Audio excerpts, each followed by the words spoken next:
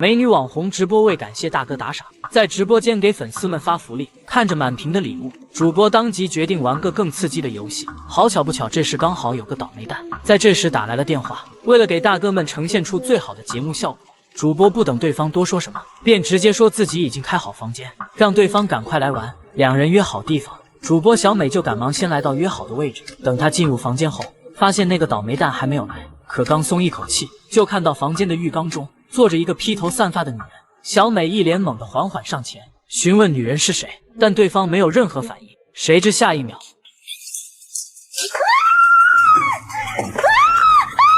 小美定眼一看，才发现飞出来的人头竟是个假模特。突然，小美桀桀地笑了起来。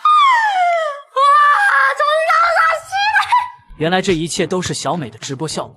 她事先早已在房间装满了摄像头。小美最喜欢线下钓网友，对方一旦上钩，她就故意恶搞直播网友的丑态，以此博取眼球，获得流量。确定一切都准备好了，小美便来到酒店楼下。不出意外，很快倒霉蛋就出现了。看到对方是个戴眼镜的胖子后，小美对着镜头就是一通嘲讽，表示这样的男人要不是为了让大家开心，她连看都不会多看一眼。看到倒霉蛋走进酒店，小美悄悄跟在他的身后偷拍。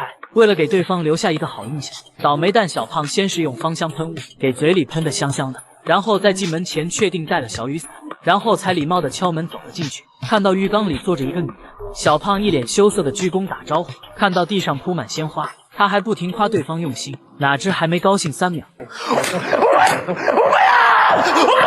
小胖发现自己被耍了后，顿时火冒三丈，拿着假人发泄。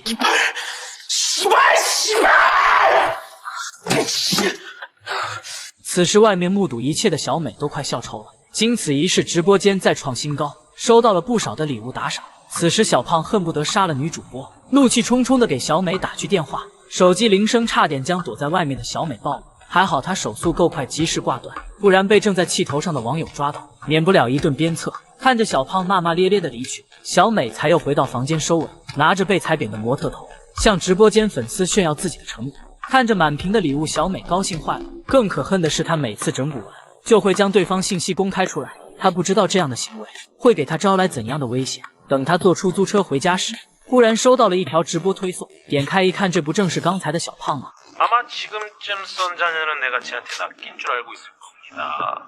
지금 맡길 시간 되니까 그녀는 택시 타고 오고 있을 거예요. 남자가 차 안에 있는데 면허가 없고. 아, 내가 왜 이렇게 잘하냐고? 내가 1년 넘게 썬자TV 열혈이었어요. 근데 그 계기. 천천히 얘기하고 더 확인해봅시다.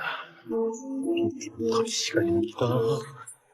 听完小胖的话，他当时就慌了。原来小丑竟是自己，胖子玩不起，居然要直接偷家。他二话不说，直接报警，说有人入室盗窃，然后顾不得还在堵车，直接下车疯狂往家里狂奔。紧赶慢赶，才跟警察同一时间赶到。